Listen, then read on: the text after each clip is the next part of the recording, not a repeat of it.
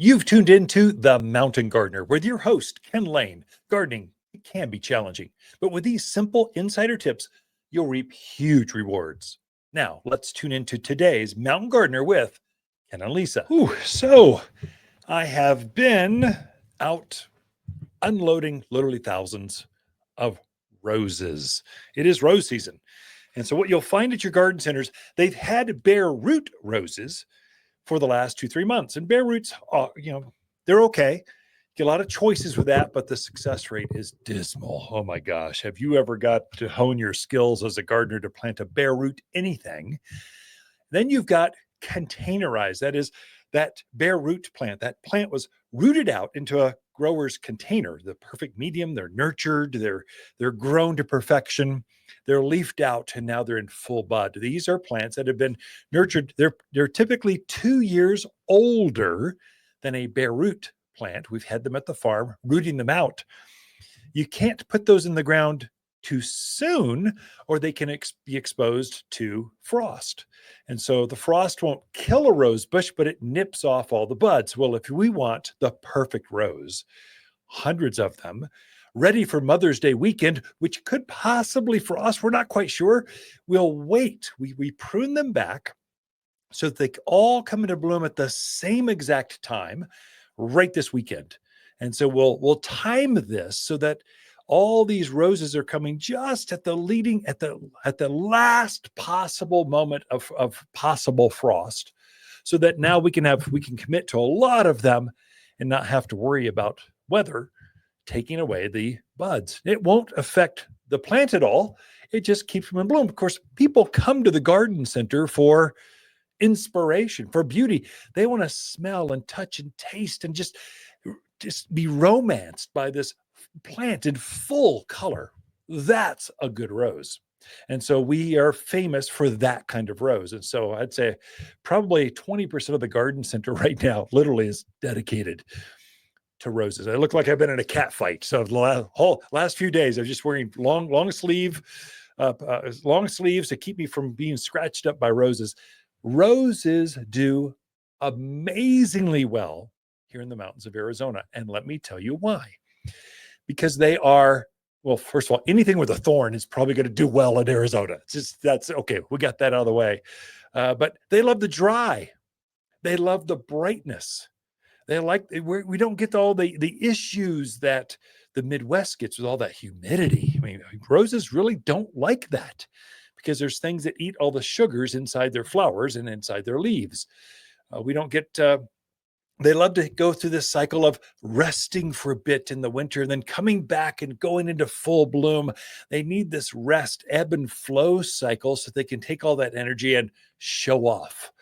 We don't have that many bugs. Yeah, we get some thrip and aphids. They're so easy to deal with. Just spray them. They're fine. Use a rose food with systemic. You won't have bugs. It's super easy.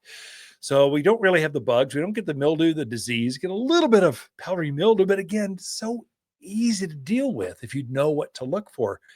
The dryness and the brightness makes for a better rose.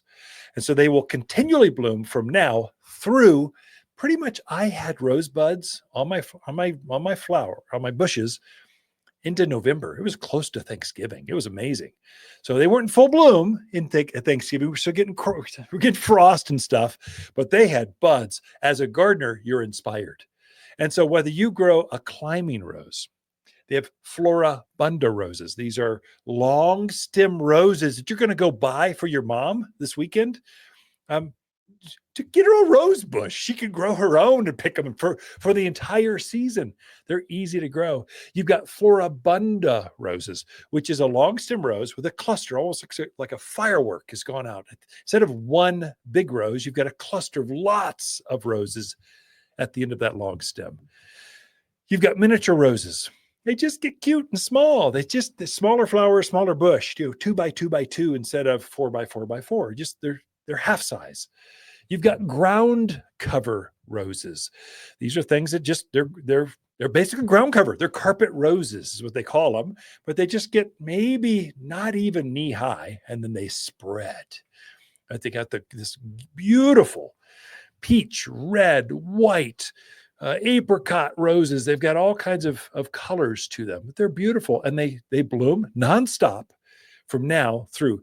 And a lot of the new roses, so the carpet roses, there's a called first edition or shrub roses. We're introducing these, so now you don't even need to prune them. They actually prune themselves. So when they start to bloom, typically your grandparents, they had to count back 3 nodes, cut it a 45-degree angle before it would set another flower. It needed help or coaxing. Now we've bred roses that bloom and then self-prune, drop that flower off, set another one all by itself. I mean, if you have not tried to grow rose in the mountains of Arizona, you don't have to be, you can be a novice gardener and be greatly successful at growing roses in your backyard. Nothing will bloom like them. Well, maybe a butterfly bush comes close. I guess autumn sage, there's a little tiny rose bush or sage bush that blooms pretty well, but the flowers are not as impressive.